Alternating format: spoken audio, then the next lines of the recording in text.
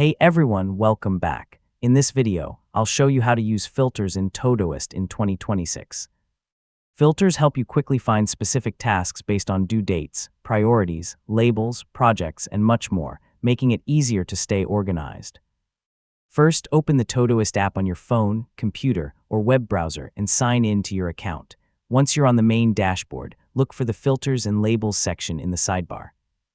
Next, click Filters and select Create Filter or Add Filter. Give your filter a clear name so you can easily recognize it later. Now enter a filter query. For example, you can create filters for today's tasks, high-priority items, overdue tasks, or tasks with a specific label or project. Todoist provides suggestions to help you build the correct query. Next, save the filter. It will now appear in your filters list, allowing you to open it anytime and instantly view matching tasks without searching through every project. You can edit or delete a filter whenever your workflow changes. Simply open the filter settings, update the query, and save your changes. For even better organization, combine filters with labels, priorities, and due dates to create customized task views that match your daily workflow and productivity goals.